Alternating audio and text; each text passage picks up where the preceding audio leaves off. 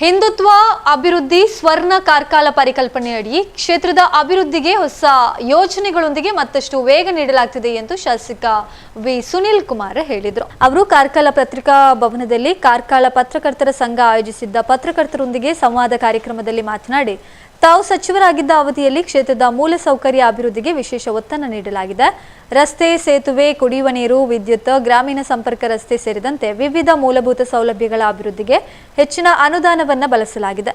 ಸಂಪರ್ಕವಿಲ್ಲದ ಗ್ರಾಮಗಳಿಗೆ ರಸ್ತೆ ಸಂಪರ್ಕ ಕಲ್ಪಿಸಲಾಗಿದ್ದು, ಜನವಸತಿ ಪ್ರದೇಶಗಳಿಗೆ ಶುದ್ಧ ಕುಡಿಯುವ ನೀರಿನ ವ್ಯವಸ್ಥೆ ಸೇರಿದಂತೆ ಅಗತ್ಯ ಸೌಲಭ್ಯಗಳನ್ನು ಒದಗಿಸಲಾಗಿದೆ. ಅಭಿವೃದ್ಧಿಯ ಈ ವೇಗವನ್ನು ಮುಂದುವರಿಸಿಕೊಂಡು ಹೋಗಲಾಗುತ್ತದೆ ಎಂದು ತಿಳಿಸಿದರು. ಪರಶುರಾಮ ಥೀಮ್ ಪಾರ್ಕ್ ವಿಚಾರವಾಗಿ ಪ್ರತಿಕ್ರಿಯಿಸಿದ ಅವರು, ಯೋಜನೆಯ ಇಂದಿನ ಸ್ಥಿತಿಗೆ ಮುನಿಯಾಲು ಉದಯ್ ಕುಮಾರ್ ಶೆಟ್ಟಿಯೇ ಕಾರಣ. ಅಭಿವೃದ್ಧಿ ವಿಷಯವನ್ನ ರಾಜಕೀಯಕ್ಕೆ ಬಳಸ್ತಾ ಇರುವ ಕಾಂಗ್ರೆಸ್ ಜನರ ದಾರಿ ತಪ್ಪಿಸುವ ಪ್ರಯತ್ನ ಮಾಡ್ತಾ ಇದೆ ಎಂದು ಆರೋಪಿಸಿದರು. ಜಿಲ್ಲಾಡಳಿತ ಸಾರ್ವಜನಿಕ ಆಸ್ತಿಯನ್ನ ಜನರ ಬಳಕೆಗೆ ಮುಕ್ತಗೊಳಿಸಬೇಕು ಎಂದು ಹೇಳಿದರು. ಕಾರ್ಕಳ ಪುರಸಭೆಯಲ್ಲಿ ಇತ್ತೀಚೆಗೆ ನಡೆದ ಸಭೆಯಲ್ಲಿ ಮಹಿಳಾ ಸಿಬ್ಬಂದಿಯೊಂದಿಗೆ ಯೋಜನಾ ನಿರ್ದೇಶಕರು ಅನುಚಿತವಾಗಿ ವರ್ತಿಸಿದ್ದಾರೆ ಎಂಬ ಆರೋಪದ ಕುರಿತು ಮಾತನಾಡಿದ ಅವರು, ಆರೋಪಗಳು ಸತ್ಯವಾಗಿದ್ದರೆ ಸಂಬಂಧಪಟ್ಟ ಅಧಿಕಾರಿಯ ವಿರುದ್ಧ ಸರ್ಕಾರ ತಕ್ಷಣವೇ ಕ್ರಮ ಕೈಗೊಳ್ಳಬೇಕು ಎಂದು ಒತ್ತಾಯಿಸಿದರು. ಬಜ್ಪೆ ಅತ್ರಾಡಿ ರಾಜ್ಯ ಹೆದ್ದಾರಿಯ ಮುಂಡ್ಕೂರು ಗ್ರಾಮ ಪಂಚಾಯತ್ ವ್ಯಾಪ್ತಿಯಲ್ಲಿ ಬಾಕಿ ಉಳಿದ ಅಗಲೀಕರಣ ಕಾಮಗಾರಿ ಶೀಘ್ರವಾಗಿ ನಡೆಸೋದಾಗಿ ತಿಳಿಸಿದರು.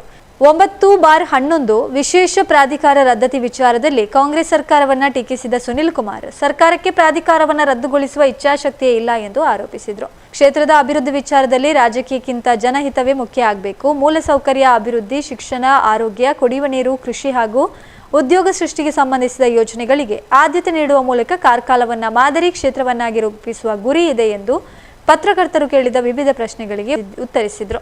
ಕಾರ್ಯಕ್ರಮದಲ್ಲಿ ಜಿಲ್ಲಾ ಪತ್ರಕರ್ತರ ಸಂಘದ ಉಪಾಧ್ಯಕ್ಷ ಉದಯ್ ಕುಮಾರ್ ಮುಂಡ್ಕೂರು, ಜಿಲ್ಲಾ ಕೋಶಾಧಿಕಾರಿ ಸತೀಶ್ ಶೆಟ್ಟಿ, ಪ್ರಧಾನ ಕಾರ್ಯದರ್ಶಿ ಹರೀಶ್ ಸಚ್ಚರಿಪೇಟೆ ಉಪಸ್ಥಿತರಿದ್ದರು. ಕಾರ್ಕಳ ಪತ್ರಕರ್ತರ ಸಂಘದ ಅಧ್ಯಕ್ಷ ಮೊಹಮ್ಮದ್ ಶರೀಫ್ ಸ್ವಾಗತಿಸಿ ಕಾರ್ಯಕ್ರಮವನ್ನು ನಿರ್ವಹಿಸಿದರು. ಕಾರ್ಕಳದ ಜನರ ಋಣವನ್ನು ತೀರಿಸುವಂತಹ ಪ್ರಯತ್ನವನ್ನ ಸಚಿವನಾಗಿದ್ದಾಗಲೂ ಕೂಡ ನನಗೆ ಮುಖ್ಯಮಂತ್ರಿಗಳು ವಹಿಸಿದಂತಹ 2 ಇಲಾಖೆಗಳ ಯೋಜನೆಗಳನ್ನ ಕಾರ್ಕಳದಲ್ಲೇ ಮಾಡುವಂತ 16 ಪ್ರಯತ್ನಗಳನ್ನ ನಾನು ಮಾಡಿದ್ದೇನೆ. ಅಭಿವೃದ್ಧಿ ಅಂತಂದಾಗ ಕೇವಲ ರಸ್ತೆ, ಸೇತುವೆಗಳು, ಇನ್ಯಾವುದೋ ಕಟ್ಟಡಗಳು ಅಂತನ್ಲಿಕ್ಕೆ ಸೀಮಿತ ಇರಲಿಲ್ಲ. ಮುಂದಿನ 10 ವರ್ಷಕ್ಕೆ, ಮುಂದಿನ 20 ವರ್ಷದ ಕಣ್ಮುಂದೆ ಇಟ್ಟುಕೊಂಡು ಬೇರೆ ಬೇರೆ ಆಯಾಮಗಳಲ್ಲಿ ಕಾರ್ಕಳದ ಅಭಿವೃದ್ಧಿಯನ್ನು ಮಾಡುವಂತ ಪ್ರಯತ್ನವನ್ನ ಅವತ್ತಿನಿಂದನೂ ಮಾಡ್ತಾ ಬಂದಿದ್ದೇನೆ. ನನಗೆ ಸಮಾಧಾನ ಇದೆ. ನಾನು ನನ್ನನ್ನ ಕ್ಷೇತ್ರದ ಜನ ಆಯ್ಕೆ ಮಾಡಿದ ನಂತರ ಕಾರ್ಕಳದ ಅಭಿವೃದ್ಧಿಯನ್ನ ಯಾವ್ಯಾವ ರೀತಿ ಮಾಡಿದೀವಿ ಎನ್ನುವಂತ ಸಮಾಧಾನ ನನ್ನ ಹತ್ರ ಇದೆ. ಒಂದು ಕಾಲದಲ್ಲಿ ಕಾರ್ಕಳದ 100 ಪ್ರದೇಶಗಳಿಗೆ, ನಾನು ಇದನ್ನ ಗಟ್ಟಿಯಾಗಿ ಹೇಳ್ತೇನೆ, 100 ಪ್ರದೇಶಗಳಿಗೆ ಸಂಪರ್ಕನೇ ಇರಲಿಲ್ಲ. ಅಂತ ಎಲ್ಲ ಪ್ರದೇಶಗಳಿಗೆ ಇವತ್ತು ರಸ್ತೆ ಆಗಿರುವಂತದ್ದು ಪ್ರತ್ಯಕ್ಷವಾಗಿ ನಾವು ನೋಡಿದ್ದೀವಿ. ಕಾರ್ಕಳದ 16 ಪ್ರದೇಶಗಳಲ್ಲಿ ವಿದ್ಯುತ್ತಿನ ಸೌಲಭ್ಯಗಳೇ ಇರಲಿಲ್ಲ. ಇವತ್ತು ನಮ್ಮೂರಿಗೆ ವಿದ್ಯುತ್ ಇಲ್ಲ ಅನ್ನುವಂತ ಸ್ಥಿತಿ ಯಾವ ಗ್ರಾಮದಲ್ಲೂ ಕೂಡ ಇಲ್ಲ. ಕುಡಿಯುವ ನೀರಿನ ವಿಷಯಕ್ಕೆ ಬಂದಾಗ ಬಹುತೇಕ ಎಲ್ಲ ಹ್ಯಾಮ್ಲೆಟ್ಗಳಿಗೆ, ಎಲ್ಲ ಜನವಸತಿ ಪ್ರದೇಶಗಳಿಗೆ ಕುಡಿಯುವ ನೀರನ್ನು ಒದಗಿಸುವಂತ ಪ್ರಯತ್ನವನ್ನು ಕೂಡ ಯಶಸ್ವಿಯಾಗಿ ಮಾಡ್ತಾ ಬಂದಿದ್ದಾರೆ. ಸಾಂಸ್ಕೃತಿಕವಾಗಿ ಕಾರ್ಕಳವನ್ನ ಬೆಳೆಸುವಂತ ಪ್ರಯತ್ನ, ಪ್ರವಾಸೋದ್ಯಮದಿಂದ ಕಾರ್ಕಳವನ್ನ ಬೆಳೆಸುವಂತ ಪ್ರಯತ್ನ, ಶಿಕ್ಷಣದಲ್ಲಿ ಹೊಸ ಹೊಸ ರೀತಿಯಾದಂತಹ ಪ್ರಯೋಗಗಳು, ಜನರ ಮೂಲಭೂತ ಸೌಕರ್ಯಗಳಿಗೆ ತ್ವರಿತವಾದಂತಹ ಸ್ಪಂದನ, ಇದೆಲ್ಲದನ್ನು ಕೂಡ ಕಾರ್ಕಳವನ್ನ ಇಟ್ಟುಕೊಂಡೇ ನಾವು ಮಾಡ್ತಾ ಬಂದಿದ್ದೇವೆ. ಸರ್ಕಾರದ ಕಾರ್ಯಕ್ರಮ ಅಲ್ಲದೆ ಸರ್ಕಾರೇತರ 16 ಕಾರ್ಯಕ್ರಮಗಳು ಕೂಡ ಕಾರ್ಕಳದಲ್ಲಿ ನಡೆದಿರೋದು ನಿಮ್ಗೆ ಗೊತ್ತಿದೆ.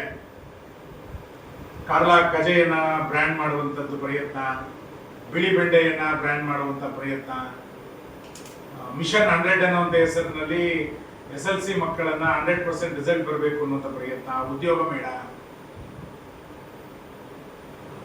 ಈ ರೀತಿ ಸರ್ಕಾರೇತರವಾದಂತಹ ಯೋಚನೆಗಳು ಕೂಡ ಕಾರ್ಕಳದಲ್ಲಿ ತರುವಂತಹದನ್ನು ಮಾಡಿ ಆ ಮುಖಾಂತರ ಕಾರ್ಕಳದ ಜನರನ್ನ ಒಂದು ಟೀಮ್ ಆಗಿ ಯೋಚನೆ ಮಾಡಿ ಕೆಲಸ ಮಾಡುವಂತ ಪ್ರಯತ್ನವೂ ಕೂಡ ಮಾಡಿದ್ದೇನೆ.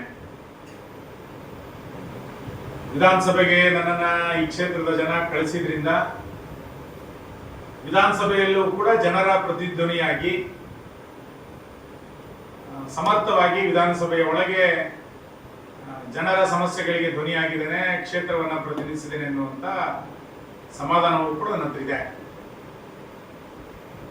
ಪಾರ್ಟಿಯ ಕಾರ್ಯಕರ್ತರು ನನ್ನನ್ನ ನಿರಂತರವಾಗಿ ನನ್ನನ್ನು ಬೆಂಬಲಿಸ್ತಾ ಬಂದಿದ್ರಿಂದ ಪಾರ್ಟಿಯ ಚಟುವಟಿಕೆಗಳಿಗೆ ಎಲ್ಲೂ ಚ್ಯುತಿ ಬಾರದಂತೆ, ಕಾರ್ಯಕರ್ತರು ಮತ್ತು ಜನಪ್ರತಿನಿಧಿಯ ನಡುವೆ ಯಾವುದೇ ಅಂತರ ಇಲ್ಲದಂತೆ, ಕಾರ್ಯಕರ್ತರಿಗೆ ಕೊಂಡಿಯಾಗಿ ಪಕ್ಷದ ಸಿದ್ಧಾಂತ ಏನಿದೆ ಆ ಸಿದ್ಧಾಂತವನ್ನ ಅತ್ಯಂತ ಗಟ್ಟಿಯಾಗಿ ಹೇಳುವಂತಹ ಪ್ರಯತ್ನವನ್ನು ಕೂಡ ಪ್ರತಿನಿತ್ಯ ಮಾಡ್ತಾ ಬಂದಿದ್ದಾರೆ.